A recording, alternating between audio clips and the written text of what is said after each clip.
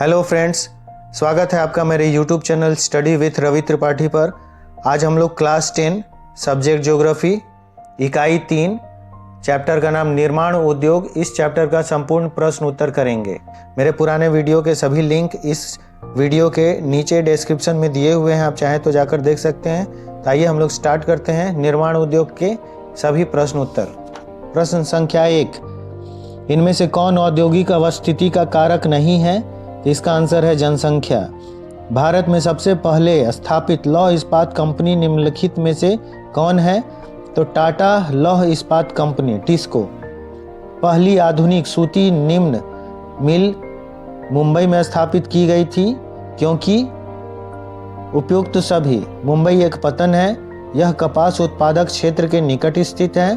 मुंबई में पूंजी उपलब्ध थी। निम्नलिखित में से कौन उद्योग कृषि पर आधारित नहीं है? सीमेंट।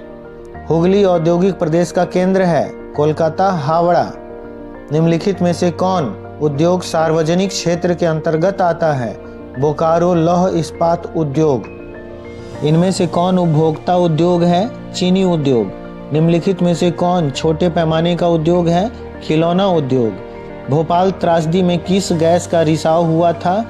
Methyl isocyanate.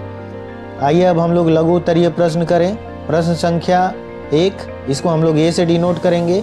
विनिर्माण से आप क्या समझते हैं? कच्चे मालों द्वारा जीवनोपयोगी वस्तुएं तैयार करना विनिर्माण उद्योग कहलाता है। जैसे कपास से कपड़ा, गन्ने से चीनी, लौह अयस्क से लोहा एवं इस्पात, बॉक्साइट से एल्युमिनियम आदि वस्तुओं का निर्माण होता है। सार्वजनिक और निजी उद्योग में अंतर स्पष्ट करें। सार्वजनिक उद्योग, इसमें भारी तथा आधारभूत उद्योग सम्मिलित है। इसका संचालन सरकार स्वयं करती है। दुर्गापुर, भिलाई, राउरकेला के लौह इस्पात केंद्र सार्वजनिक उद्योग के उदाहरण हैं। निजी उद्योग, तो आंसर बिल्कुल यही हो जाएगा।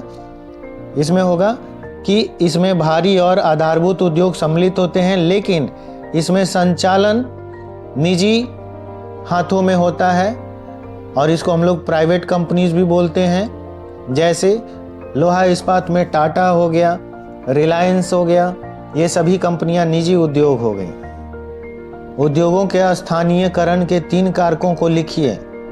कच्चा माल, शक्ति के साधन व जल की सुलभता तथा अनुकूल जलवायु भौतिक कारक हैं, जबकि श्रमिक, बाजार, परिवहन, पूंजी व बैंक सुविधा तथा सरकारी नीतियां मानवीय कारक हैं। कृषि आधारित उद्योग और खनिज आधारित उद्योग के अंतर को स्पष्ट करें।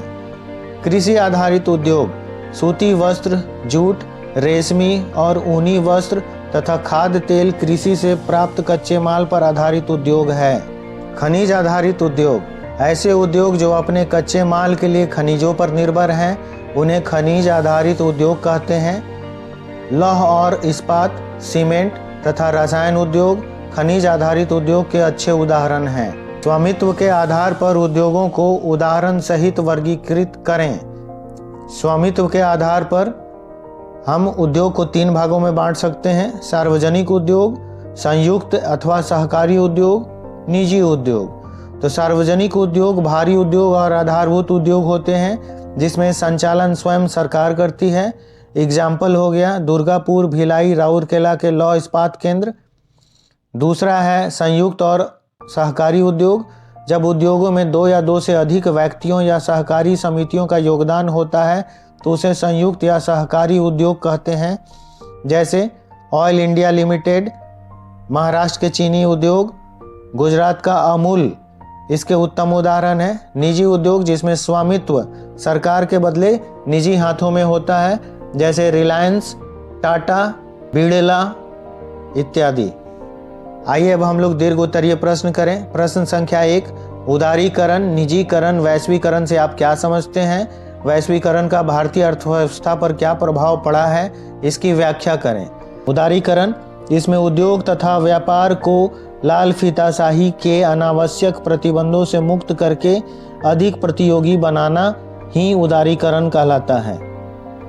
निजीकरण, देश के अधिकतर उद्योगों के स्वामित्व, नियंत्रण तथा प्रबंध का निजी क्षेत्र के अंतर्गत किया जाना, इसके परिणाम स्वस्थ अर्थव्यवस्था पर सरकारी एकाधिकार कम या समाप्त हो जाता है।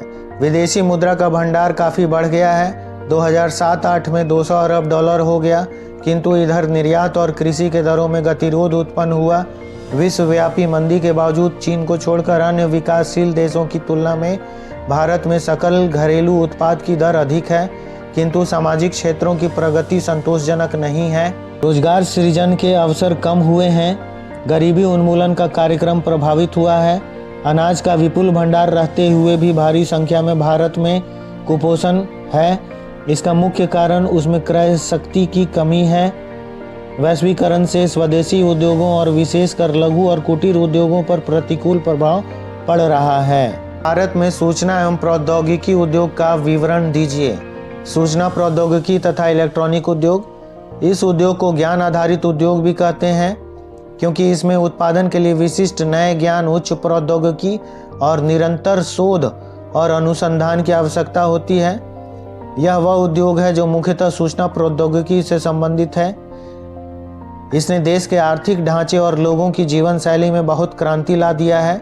इस उद्योग के अंतर्गत आने वाले उत्पादों में ट्रांजिस्टर से लेकर television, telephone, pager, radar, cellular, telecom, laser, जैव प्रौद्योगिकी, अंतरिक्ष उपकरण, कंप्यूटर की यंत्र सामग्री, हार्डवेयर तथा सॉफ्टवेयर इत्यादि, इन्हें उच्च प्रौद्योगिकी उद्योग भी कहते हैं। इसके प्रमुख उत्पादक केंद्र बेंगलुरु, मुंबई, दिल्ली, हैदराबाद, पुणे, चेन्नई, कलकत्ता, कानपुर, लखनऊ इत्यादि है। भारत में सूती वस्त्र उद्योग के वितरण का वर्णन करें। इसका उत्तर पेज नंबर 154 में है। सूती वस्त्र उद्योग, इसके प्रमुख वितरण में हम लोग बात करेंगे। अधिकांश मिलें महाराष्ट्र और गुजरात में हैं, साथ में कुछ अन्य मिलें पश्चिम बंगाल, उत्तर प्रदेश, तमिलनाडु में भी केंद्रित हैं। महाराष्ट्र वाले मुंबई, सोलापुर, पुणे, वर्धा, नागपुर, औरंगाबाद, जलगांव इत्यादि क्षेत्रों में है, जबकि गुजरात वाले मिल अहमदाबाद, वडोदरा, सूरत, राजकोट, पोरबंदर में है।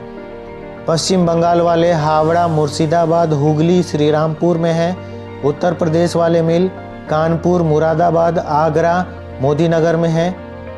मध्य प्रदेश वाले मिल ग्वालियर, उज्जैन, इंदौर, देवास में है। तमिलनाडु वाले मिल कोयम्बटूर, चेन्नई और मदुरई में स्थित हैं। अन्य विषय के वीडियोज़ के लिंक मेरे आज के इस वीडियो के डिस्क्रिप्शन में नीचे दिए हुए हैं, आप चाहें तो देख सकते हैं। आशा करता हूँ आपको आज का यह वीडियो पसंद आएगा। प्लीज़ लाइक, शेयर, सब्सक्राइब जरूर कीजिएगा। अपने फ्रेंड्स को भी इस चैनल के बारे में ज़रूर बताइएगा। मिलते हैं बहुत जल्द नेक्स्ट वीडियो में, तब तक के लिए धन्यवाद।